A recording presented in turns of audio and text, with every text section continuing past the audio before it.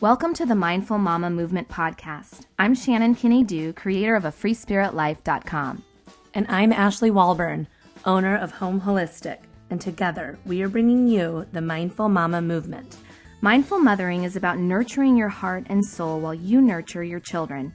It's about consciously awakening to your inner wisdom and being peacefully present as a mama, no matter where you are on your journey. From discovering your newborn to loving and accepting the wonderful people who've left your nest. Our movement is empowering mamas to be authentic and to live inspired lives. We're so happy you're here.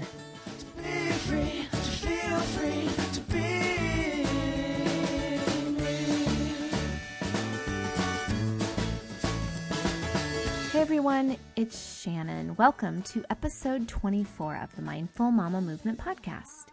In today's show, we are talking to Casey O'Rourke.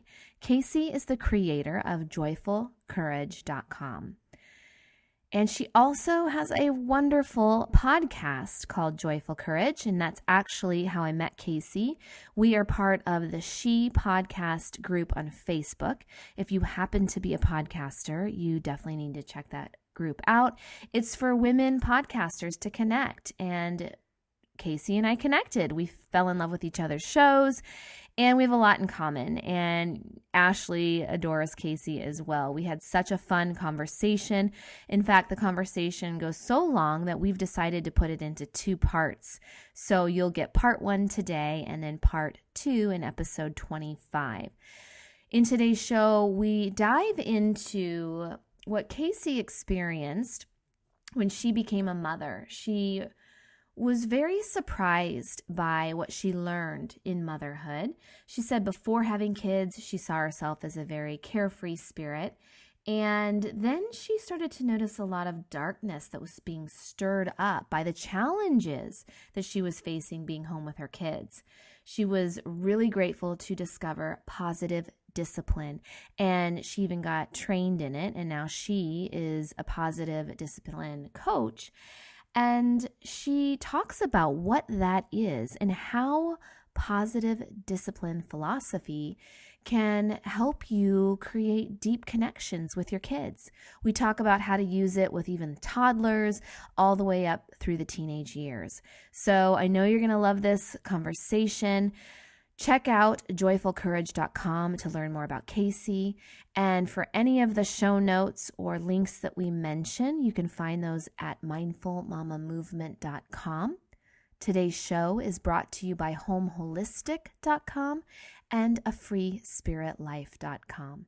Thanks to all of you for listening, and join us on our Facebook group where we're sharing in the discussion and connecting with moms from all over the world. Go to groups, type in Mindful Mama Movement, and ask to join. We will connect with you there. Enjoy the show. Hi, Casey. Welcome to the Mindful Mama Movement. We are so happy to have you today. Oh, I'm thrilled to be here. Thanks for having me on. Can you tell our listeners a little bit more about who you are, what you do, and what stage of motherhood you're in? Totally. I am Casey O'Rourke. I have a business called Joyful Courage. I am a positive discipline trainer, which means that I am certified to teach parents about the program of positive discipline, as well as go into schools and train teachers. And I also get to sometimes train new parent educators in teaching positive discipline. So that's really exciting. And a few years ago, after many years of teaching live classes, I realized I would have even bigger impact if I went online. So that's when Joyful Courage was born, and I started writing a blog, and I've developed many online learning opportunities through Joyful Courage. I have a thriving Facebook community of parents, and I do have a podcast. So it's just kind of expanded my reach and ability to reach ever more parents. And I love it because I am on the path. I'm on the journey. And I love that question. What was it? What was the language you just used? Where I'm at in my journey? What stage of motherhood you're in? So this is the stage that I'm in. And I'm going to tell you what the stage I'm in with what I did by telling you what I did yesterday. Yesterday, I took my 11-year-old son and my 14-year-old 8th grade daughter bowling. And on the way, we picked up a 14-year-old freshman boy who my daughter likes. And I got to know him over bowling. And because we were kind of freaking out, right? I mean, my daughter's like, I like this boy, and he's in high school, right? Oh, and even though she'll be in high school next year, my husband and I were both like, ah. Yeah. I'm feeling it for you. I know Ashley can relate. That's the stage, right? Mm-hmm. Right. And with our girls, I mean, well, you have boys, but I was like, oh gosh, I my first instinct is like, you can't hang out with high school boys, which of course is not helpful. And so anyway, we've had this, he's been courting the whole family. Oh my gosh, right? And it was really, really fun. And he was really sweet. And it was a great model for my 11-year-old to see what it looks like to be engaging and making a good impression on the family of, the one day girls that he likes. And you survived. So. It was actually super fun. It was really fun. So, and plus bowling, I don't know about you, but we make plans to go bowling every once in a while. And then that day comes and I'm thinking, oh God, the bowling alley. I don't even want to go. And then we get there and it's really fun. It's really fun. Yeah. We try to go and we do a bowling a few times a year and, like with my whole family. And we're really not that kind of people that we like to do outings together, like with my parents and, but it's always a blast. It's always a blast. And I usually get like 60. I'm the worst bowler, but it's such a blast. Everybody laughs. Yeah. Exactly. Well, I love your podcast, by the way, and we'll share that link in the show notes. But I'm curious how you came up with the title Joyful Courage. What does that mean to you? Well, and I'm sure you went through this process, right? Picking a title for a podcast. I was picking a title for my business online. And so, oh my gosh, I don't even know how many possibilities I went through. And things were already taken or, well, mostly it was, I would come up with something I thought was brilliant and then I'd look it up and it's like, oh, already taken. Mm-hmm. And at the time I was also reading a lot of Brené Brown. And so really redefining what courage means for myself and really thinking about, just what it means to be in the practice of parenting. And I'm really transparent about my own struggles. I'd love to say that I'm a recovering control freak, but that would be a lie. I'm actually just a control freak working towards being a recovering control freak. But and I think a lot of that comes from, the work that I've done on myself. It really comes from recognizing that fear often shows up, fear in a variety of ways, and fear of the future, fear of my kids' choices, fear of doing the wrong thing, fear of not being in control. And it's just not helpful. And so courage for me is, or not for me, it's, that definition of courage around, being afraid and doing something anyway. I think that's like the sum of the parenting journey, right? Yeah. And then, joyful, like making choices, especially around, our own experience of parenting. So there's, like I said, I teach positive discipline, and there's tons of tools and strategies and techniques and tweaks in language and things you can put into place that are helpful in the home. But if you're not doing your own inner work and really attending to your own inner landscape, it doesn't really matter what tools you have in hand, right? And so, again, having the courage to own your own stuff and recognize that there are shifts, drastic sometimes shifts that you can make in your own way of being. And it's hard. It's hard to look inside and recognize like, wow, I might actually be creating some of the challenges that are showing up. So having the courage to do that, and also, hand in hand with that is being joyful about it. It doesn't have to be like, nose to the ground, like grinding it out. Oh, I got to do my inner work. And, Mhm. you know, like lightness is such a beautiful thing in relationship, whether it's relationship to ourselves and being able to laugh at ourselves and roll our eyes and like, oh, yep, here I am trying to control everything.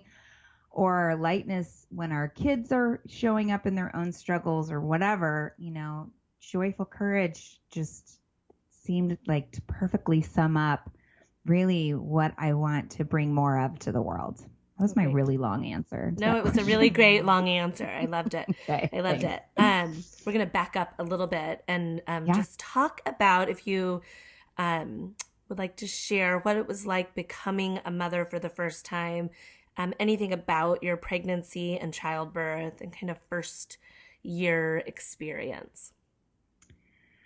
Well, I'm fresh from spending 4 days with my little sister who just gave birth to her daughter, first baby last week. So this has been on my mind. But yeah, I was one of the first of my really core group of friends to get pregnant. But I wasn't young. I mean, I was 29 when I was pregnant. And it was awesome. Well, the best part about it was that I no longer had to suck in. That's what I tell everybody. I Wear a really love bikini that. when you're pregnant. Oh, yeah, totally. I rocked this bright red bikini. I remember, well, that was second pregnancy with my daughter, going to swim lessons with her at the local pool. And not everybody is the same, right? Mm-hmm. So anyway, I thought it was hilarious.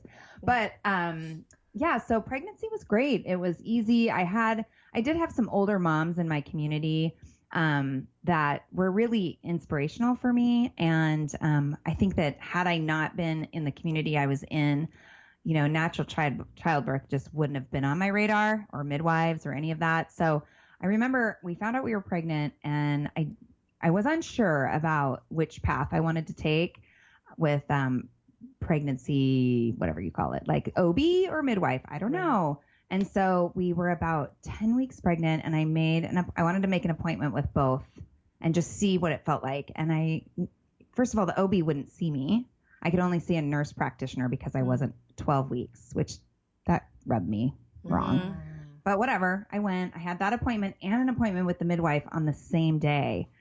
And it was really interesting. In my experience, the nurse practitioner, I had so many questions that she had to leave the room to answer, which I thought was interesting. And we were like, here's our experience. And then we went to the midwife, and she came in and she sat with us for an hour and was answering all of our questions. It was not a sales pitch. I just felt like I was becoming really good friends with this woman. And by the end of it, it was so obvious to both my husband and I that the midwifery path was the right one for us, and birth center birth. And that's what we did. And my daughter's name is Rowan. So her due date, I think her due date was January 20th.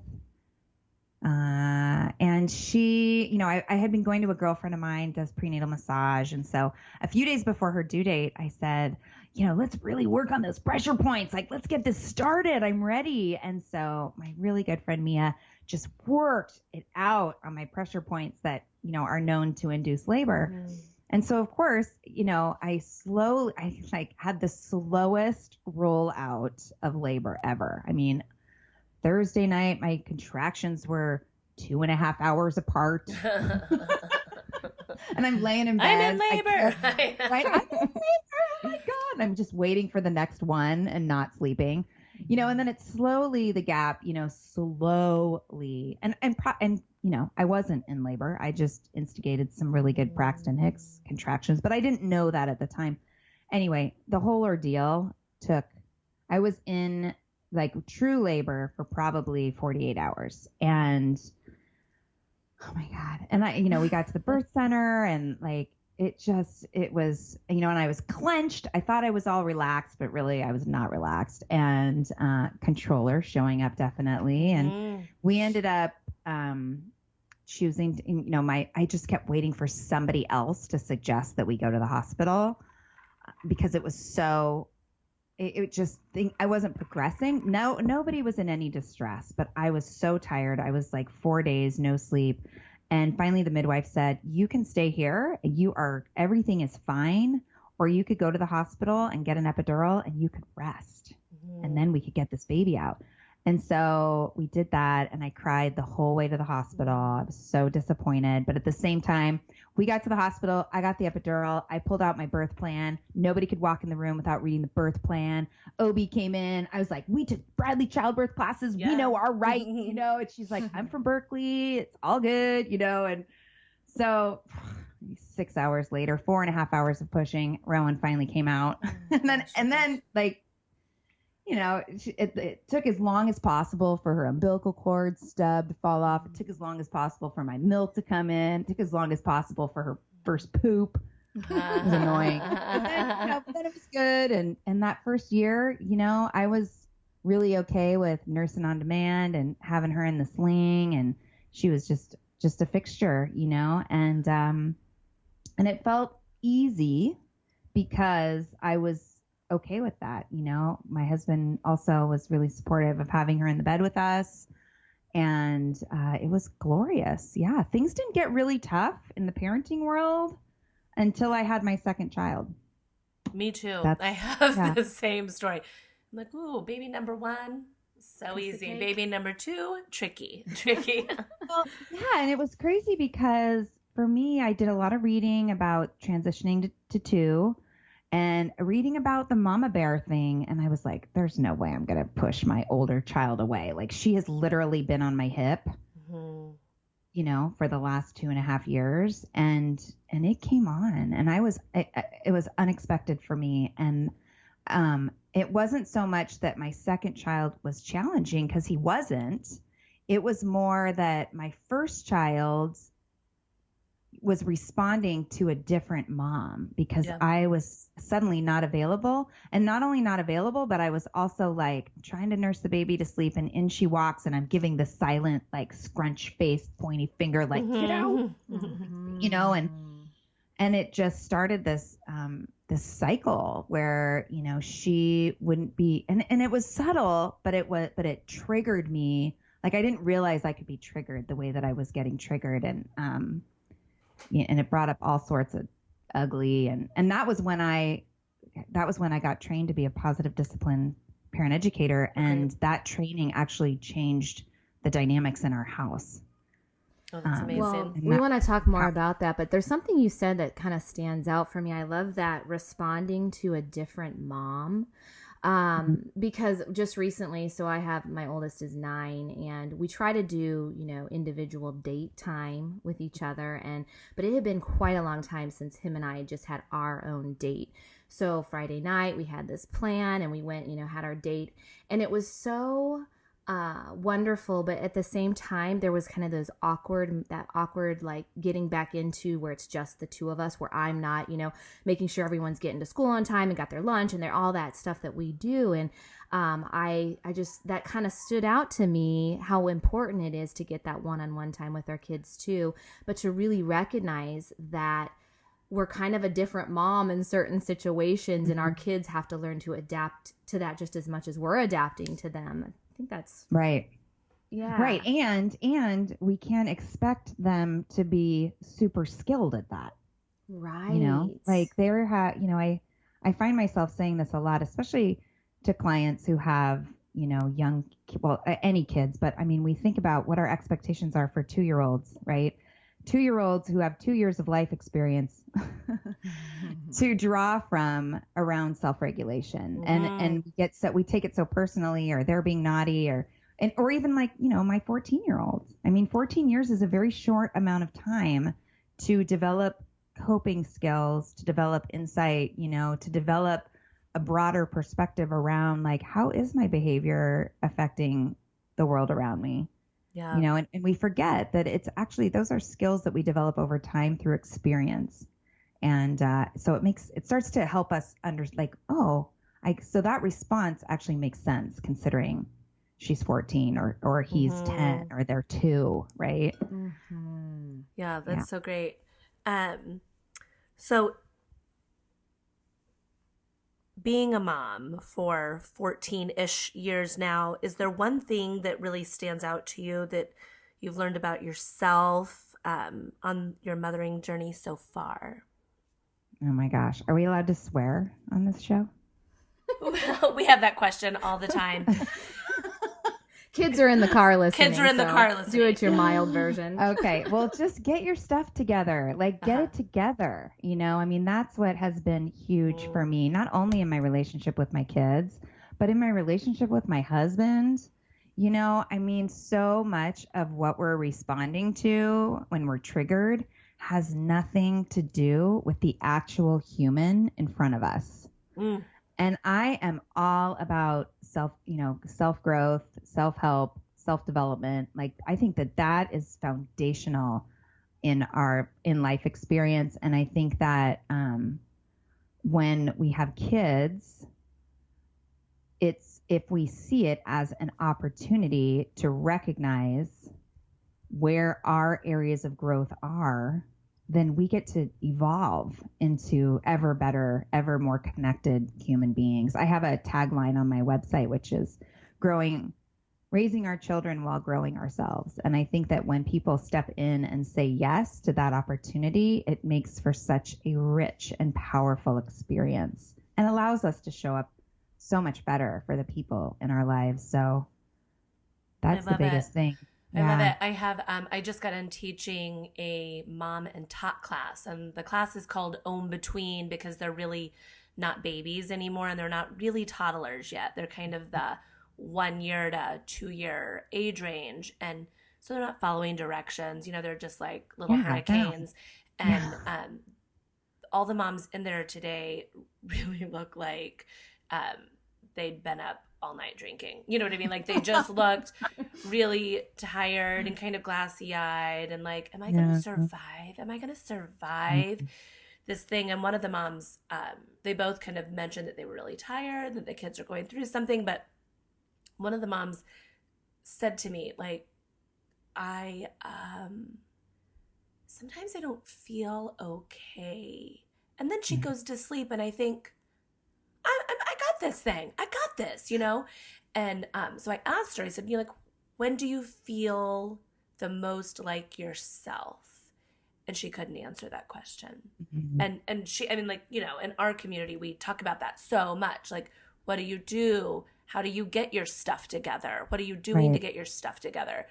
And, you know, I just think it's interesting, you know, all these, every podcast that we do, we're all saying a similar thing. Like, if you have your stuff together, some of the time you're going to recognize it.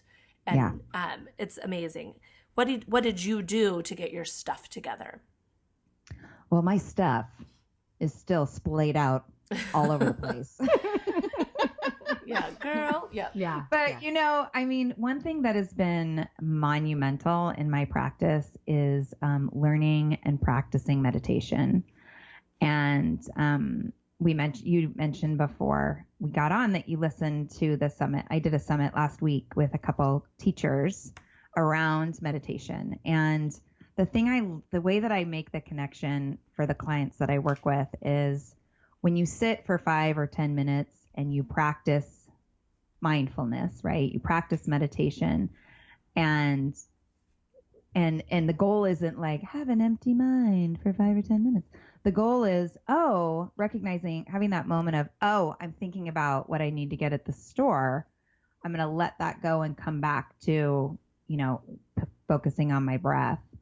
And that practice, that intentional practice of, I'm thinking about this. I'm going to come back to something different.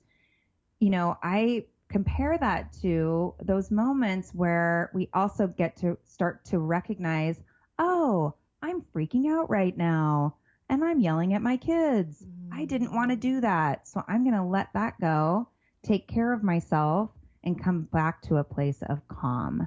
Right. So the practice, and I think that ultimately what we do in meditation is we cultivate kind of this outside observer, because when we're able to look at what is happening versus from what is happening, we have such a broader perspective, right? When we're in it, we're just in it, and everybody is being a pain in the neck, and we blame, and there's a million reasons why we're justifying how we're behaving. But when we can lift out and look at it, we can remember, wow, this person is 4. And they're acting like a 4-year-old, gosh darn it. And we can remember, like, this isn't who I declared I was going to be as a parent. Right? And we can over time teach ourselves to grow that, and to also recognize, and pay attention to, well, who do you want to be as a parent? Because we know what we don't want to do. But I always think it's really powerful for parents to explore. So I don't want to be a yeller. I don't want to shame. I don't want to blame. Well, what do you want to do? How do you want to show up? What is currently missing in your relationship with your kids? And then from that place, if the answer is, oh, lightness or love or connection, then what does it mean to practice those things? Like, when can we practice that out in the world so that when we need it, when we're triggered, it can become ever more familiar to us, because we go to what's familiar. And if what's familiar is getting triggered really quickly and flipping out, that's what we're going to go to every time, no matter how many times we say, oh, I'm not going to do that anymore, right? We have to practice something different so that we can actually be different. Yes, that's really brilliant. That's really brilliant. Thank you. Well, I think that's been huge for me, because I'm not, emotional regulation was not always modeled for me well. And it was not. Hi, Mom. It wasn't modeled I for love me. Mom. I love you so much, Mom. I think you were so great. Sometimes. Well, I think it's scary, as you talked about fear earlier. It's scary for us to go inside, to learn to trust ourselves, because we're so inundated with information now. We can hop on Facebook, we can Google anything, we ask our doctor, or like you said, the midwife. We're always looking out there and comparing and trying to find the answers. And so I think what's so beautiful about your reminder with meditation or whatever it is, finding that moment of stillness just to connect to your breath, to get that break that you need to realize, oh my gosh, I've been with the kids 24/7. No wonder I'm freaking out. I can't even think straight. That, you can do it in a playful way. It doesn't have to be this serious 20-minute on a cushion meditation, that you can do it in a 10-second reset that works for you, and it helps you stay connected to that humor and that lightness that you're talking about, but not to be afraid to find that space to go inside, because that's, how we parent from a centered space. Yeah. So. One of my guests last week, or whenever I did that summit, he talked about going to the gym, and how when we go to the gym and work out, we're not working out so that we can get stronger at the gym. We're working out so that we can be, have endurance and chase after our kids and do the things we want to do out in the world. And he said meditation isn't for the sake of meditation. Meditation is really so that we can apply it out in our lives and be more mindful when we need it out in the world. And I really appreciated that parallel there. And, just having spent time with my sister and talking to her about, wisdom and intuition already exists inside of us. And I think that we spend a lot, unfortunately, just because of whatever culture, society, we've gotten to a place where we've buried it, under things like facts, other people's opinions, whether or not we're feeling judged, blah, blah, blah, what it looks like on somebody else's Instagram feed. But even though it's, that intuition and that wisdom is buried, it's still there. And so I was telling my sister, just the more you can tune into that, the stronger that muscle becomes, and the more available it is when you need it. Yeah. Well, and also the belief that it matters. I think we often think that our self-care, that inner work that's so vital just to daily life, is somewhat being selfish. That if we take this time to ourselves to reset, that we're taking away time from being a parent or being our kids. And I think that that's definitely catching on, but I think that that takes a mindset shift, really. Don't you Totally. think? I mean, yeah, I mean, how many times do we have to be told to put the oxygen mask on? Like, it's real, people. Like, Right. really. If they knew what they were talking about when they made that right? rule. Totally. And I think, and you're absolutely right, you know, and I have a membership program, and you know, that comes up over and over again. And that's always my question on group coach calls is just, you know, I'll listen to the parent, and then my first question is, so what are you doing right now to take care of yourself? And then there's this long pause. Yeah, Yeah. I haven't been really good about that, Nothing, you know, yeah.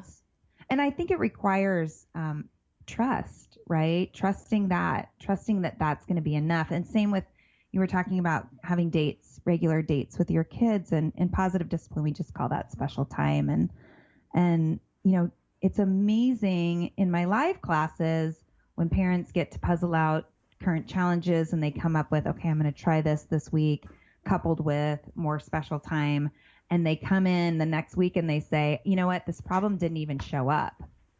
And it, you know, and it's like, you work on relationship. Yeah. If you work on relationship with your kids, it takes care of so much.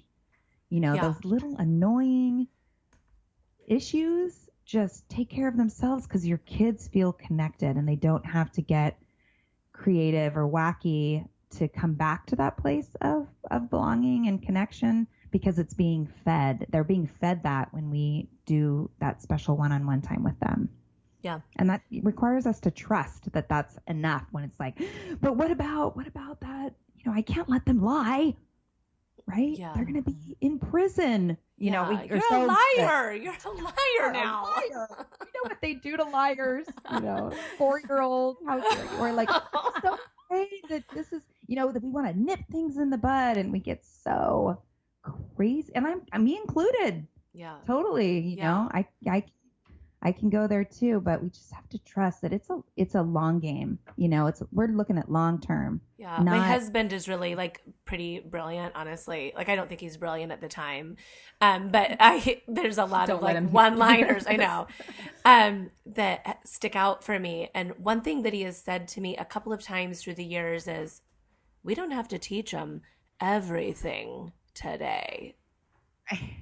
And True. yeah, and I come back to that. Like, I say that to myself now a lot, like, okay. You know, like, so we lied today, you know, like, we don't have to deal with this right today. Well, Yeah. And a lot of the, just a side note, a lot of the reason that kids lie is because they're afraid of telling the truth. Yeah. Like, it has more to do with the way that we show up and in our questions and than it has to do with them like making a moral decision about what's right to do in this situation. It's more about like, if I tell the truth, you're going to get mad, and I don't want you to get mad, so I'm just going to throw something else out there. Yes. And then, you know, if you just would have told the truth, and they're sitting there like, oh yeah, right. You know, and anyway. That is the right way to go. Yeah, it does feel better. Yeah. And you know, I mean, the way that kids learn is not the wah, wah, wah, wah, wah, wah that we're giving them. The way that they learn social and emotional skills is our model. Mm-hmm. You know, it's our model. And that's a power, you know. So what are we modeling when we're feeling triggered? Self-control and empathy and kindness? Right. I joke, I catch myself yelling to the kids, stop yelling at each other. Stop it. Right. Or you're making me so mad. Yeah. And then, you know, and then we say, well, you're in charge of you. Yes. You know? Well, let's talk a little bit more about positive discipline and maybe some of the tips that our listeners could apply to their own life. We did ask the question to our online community, some of the struggles that they're having. And one thing that came up, you know, kind of that younger age, I noticed a lot of moms, you know, the 2 to 4-year-old age are really struggling right now with the tantrums and how to handle it and, you know, what to do in those moments. And I shared with you that my 3-year-old right now, his favorite mean word, he likes to yell idiot.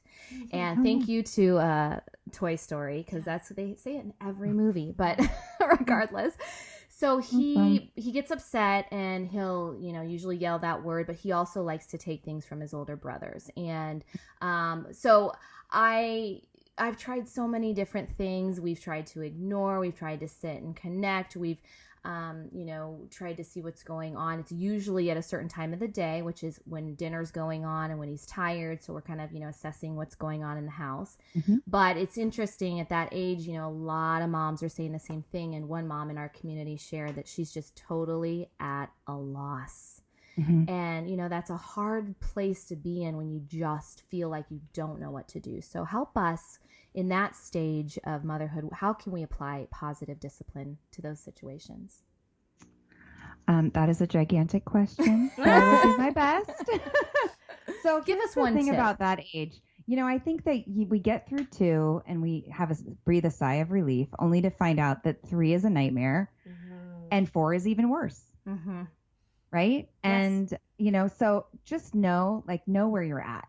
Right. Because these are tough years, because as they get bigger and their vocabulary increases, we assume, well-meaning, loving parents assume that, the cognitive development is moving quicker than it actually is. My favorite resource for the kids under 5, for parents of kids under 5, is The Whole Brain Child by Dan Siegel and Tina Payne Bryson. I mean, that's like, read it, highlight it, read it again, read it again, read it again. And one of my favorite pieces of that I love is there's a picture of a little girl sitting angry, and there's a huge wave behind her.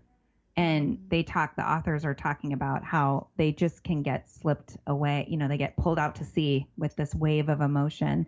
And they don't, whether they're saying idiot, whether they're, saying even more colorful words like be grateful that the word is idiot. Yeah, right. Or they're lashing out and being aggressive, like regardless of what that, because I like to think about an iceberg, right? So there's what's at the surface is, tantrums, is idiot, is hitting, kicking, biting, not sharing. Like that's all the stuff we see, right? That's the actual behavior.